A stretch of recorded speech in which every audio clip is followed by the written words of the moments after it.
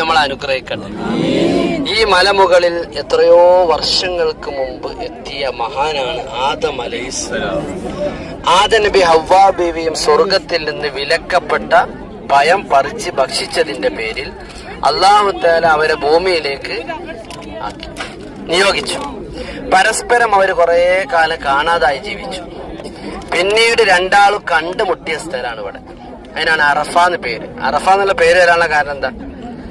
പരസ്പരം രണ്ട് ദമ്പതിമാര് കാണാതെയായി സഞ്ചരിക്കുന്നതിനിടയിൽ രണ്ടാളും കണ്ടുമുട്ടിയ സ്ഥലം ഇവിടെയാണ്. മഹാനായ ഖലീലുല്ലാഹ് ഇബ്രാഹിം അലൈഹിസ്സലാം മകനാകുന്ന ഇസ്മായിലിനെ കിട്ടി സന്തോഷത്തോടെ മക്കയിൽ വന്നു കാബ പുനർനിർമ്മിച്ചു. ഇസ്മായിൽ അലൈഹിസ്സലാമും പങ്കാളിയാണ്. 14 വയസ്സായപ്പോ ബാപ്പ ഇങ്ങനെ മോനും കൊണ്ട് പല വയ്ക്കും പോവും. ഇസ്ലാമിക പ്രബോധനത്തിന് വേണ്ടി പല ഭാഗത്തേക്കും പോവും. ആ കൂട്ടത്തിൽ അറഫയിൽ വന്നിരിക്കുകയാണ്. അങ്ങനെ ഇരിക്കുന്ന സമയത്ത് മകന് 14 വയസ്സാ. ഫലമ്മ ബലഗ മിന്നു സഅയ്, പരിശുദ്ധ ഖുർആൻ പറഞ്ഞല്ലോ. ആ ഒരു നല്ലൊരു സമയം എത്തിയപ്പം ഇനി എന്താ അല്ലാഹു തആലയുടെ പരീക്ഷണം. ആദ്യം പൊട്ടങ്ങന്റെ തീകുണ്ടാരത്തേക്ക് വലിച്ചെറിഞ്ഞു അല്ലേ. ഇനി അടുത്തൊരു പരീക്ഷണം വരാൻ പോണ എന്താണെന്നറിയോ? അത് ഇസ്മായിൽ അലൈഹിസ്സലാമിനെ അറുക്കാനുള്ള സന്ദേശം. ഈ അറഫയിൽ രണ്ടാളും ഇങ്ങനെ ഇരിക്കുമ്പോ, ആ കുടുംബം അങ്ങനെ ഇരിക്കുമ്പോ ഇബ്രാഹിം നബിക്ക് ഒരു സ്വപ്ന ദർശനം ഉണ്ടായി. ഓ ഇബ്രാഹിം, നിങ്ങളെ മകനെ അറുക്കണം, ബലി അറുക്കണം എന്നതായിരുന്നു. അല്ലാഹു തആലയുടെ തീരുമാനം കിട്ടിയ ഉടനെ, അത് യൗമു തർവിയയാണ്. ആ രാത്രിയുടെ ആ ദിവസത്തിന്റെ പേര് യൗമു തർവിയ അഥവാ ദുൽഹജ്ജ് 8. ദുൽഹജ്ജ് 8ന്റെ രാത്രിയാണ് അല്ലാഹു തആല എന്താ അറിയിക്കണത്? മോനെ ബലി അറുക്കണം. ദുൽഹജ്ജ് 9 എന്താ? ദുൽഹജ്ജ് 9 എന്നാ? ദുൽഹജ്ജ് 9 അറഫയാണല്ലേ.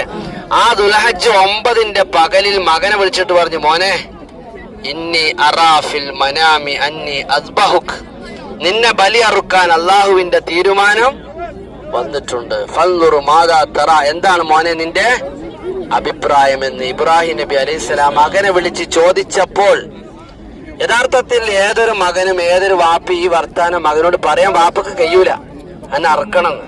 ഇനി അഥവാ ഒരു വാപ്പ എന്നെ ഞാൻ നാളെ നേരം വെളുക്കുമ്പോ അറക്കും എന്ന് പറഞ്ഞാല് ആ കുട്ടി മെല്ലെ മുണ്ടാതെ വാപ്പന്റെ പോക്കറ്റിൽ നിന്ന് പേഴ്സ് മോഷ്ടിച്ചിട്ട് രാജ്യം വിടും. ആരോടും മുണ്ടൂലെന്നുള്ളൂ. ഓനതിന് സന്നദ്ധനാവാൻ കഴിയോ? എന്നാൽ ഇസ്മായിൽ അലൈഹിസ്സലാമിന്റെ കരുത്തും നിശ്ചയദാർഢ്യവും ഈമാനും ഒന്ന് നോക്ക് നിങ്ങൾ. വാപ്പാ ഇഫ്അൽ മാ തുഅ്മർ, അറുക്കണം എന്ന് പറഞ്ഞ വാപ്പനോട് ദുൽഹജ്ജ് 9ന്റെ അന്ന് മകൻ പറയുന്ന വർത്താനം, അള്ളാഹു എന്താണോ കൽപ്പിച്ചത്, ഇഫ്അൽ മാ തുഅ്മർ, അള്ളാഹു എന്താണോ നിങ്ങളോട് നിർദ്ദേശിച്ചത് അത് ചെയ്യുക വാപ്പ, ഇനി താമസിക്കാൻ. വാപ്പ പിറ്റേന്ന് ദുൽഹജ്ജ് 9ന് വാപ്പ മോനോട് പറയുന്നു, ഹാജറ ബീവിയോട് എന്റെ മോനെയും കൊണ്ട് ഒരു വേക്ക പോകാണ്ട്. നല്ല ഡ്രസ്സൊക്കെ ഇടിച്ച് നല്ല സുന്ദരക്കൊപ്പനാക്കി ബാപ്പ ഒരു കത്തി മൂർച്ചയുള്ളതെടുത്ത് മോർണിംഗ് കൂട്ടിയാട്ട് ഇവിടെയല്ല മിനാ തായ് ഓരത്തിലേക്ക് പോവുകയാണ്. അവിടെ മലർത്തിക്കിടത്തി. സംഭവം ദീർഘമാണ്, പിന്നെ പറഞ്ഞുതരാം. അറക്കാൻ നോക്കിയപ്പോ കഴുത്ത് മുറിഞ്ഞില്ല എന്നൊക്കെ പറഞ്ഞില്ല. സംഭവം അതാണ്. ആ സ്ഥലം നമ്മൾ കാണും, ഇപ്പോഴല്ല പോകുമ്പോ കാണും. ആ സ്ഥലത്ത് വെച്ചുകൊണ്ട് അല്ലാഹു തആല അറുക്കാൻ വേണ്ടി നിർദ്ദേശം ബാപ്പ മകനെ അറിയിച്ച ദിവസത്തിന്റെ പേരാണ് യൗമു അറഫ. അറഫ എന്ന് എന്നാണ് അറിഞ്ഞു മനസ്സിലാക്കി എന്നുള്ളതാണ്. അങ്ങനെ ഒരുപാട് ചരിത്രമുണ്ട്. ഇവിടെയാണ് ഹബീബായ റസൂലുള്ളാഹി സ്വല്ലല്ലാഹു അലൈഹി വസല്ലം ഹജ്ജത്തുൽ വദാ നടക്കുന്നത്. ഇതിന്റെ താഴ്ഭാഗത്ത് ഒരു പാറയുടെ മുകളിൽ അള്ളാഹിന്റെ റസൂല് കയറിയിട്ട് ജനലക്ഷങ്ങളെ ഒരു ഹജ്ജിന്റെ സമയത്ത് അഭിസംബോധന ചെയ്തു. അക്കൂട്ടത്തിൽ നിർണായകമായ ചില കാര്യങ്ങൾ അറഫ മൈതാനിൽ വെച്ചുകൊണ്ട് റസൂലുള്ളാഹി, എന്താണ് ആ കാര്യം? അലാ ഇന്ന ദിമാഅക്കും വ അംവാലക്കും വ അറാദക്കും ഹറാമുൻ ബൈനക്കും, നിങ്ങൾക്കിടയിൽ ഇത് ഹറാമാണ്. ഏത്? നിങ്ങളുടെ രക്തം, നിങ്ങളുടെ സമ്പത്ത്, നിങ്ങളുടെ അഭിമാനം. അതായത് നിങ്ങൾ പരസ്പരം മുസ്ലിമീങ്ങൾക്കിടയിൽ നിങ്ങളുടെ രക്തം, സമ്പത്ത്, അഭിമാനം അതെന്താണ്? ഹറാമാണെന്ന് പറഞ്ഞാൽ എന്താ? മറ്റൊരാളെ കൊല്ലാൻ പാടില്ല, ദ്രോഹിക്കാൻ പാടില്ല, ഒരാളെ അഭിമാനം പറിച്ചു ചീന്താൻ പാടില്ല, ഒരാളെ സമ്പത്ത് കൊള്ളയടിക്കാൻ. ഇത് അല്ലാഹുവിന്റെ റസൂല് ആ സമാധാന സന്ദേശം പ്രഖ്യാപിച്ച സ്ഥലത്തിന്റെ പേരാണ് അറഫ. ലോകത്ത് ഒരു ആചാര്യനും ഒരു നേതാവിനും പറയാൻ കഴിയാത്ത വർത്താനം. ഇന്നിപ്പോ ഏറ്റവും കൂടുതൽ ആളുകൾ അങ്ങോട്ടും ഇങ്ങോട്ട് പരിഹസിക്കുക, കളിയാക്കുക, കുറ്റപ്പെടുത്തുക, ചീത്ത വിളിക്കുക, അങ്ങനത്തെ ഒരു കാലമാണ്.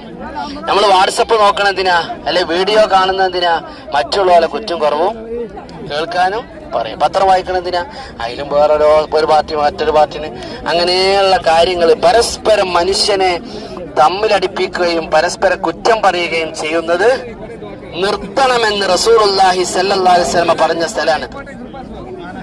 ഒരു കാര്യത്തിൽ വസ്തുതയില്ലാതെ ഒരു പെണ്ണ് മറ്റൊരാളെ കുറിച്ച് ആരോപണം ഉന്നയിക്കാൻ പാടില്ല. ഒരാണ് പെണ്ണിനെ കുറിച്ച് വസ്തുതയില്ലാതെ ആരോപണം ഉന്നയിക്കാൻ പാടില്ല എന്ന് 1400 വർഷങ്ങൾക്കും ഒരു മനുഷ്യന്റെ സമ്പത്തിനും അവന്റെ അഭിമാനത്തിനും അവന്റെ രക്തത്തിനും ബലമുണ്ട്, അതിന് പവിത്രതയുണ്ട് എന്ന് പഠിപ്പിച്ച സ്ഥലമാണ്.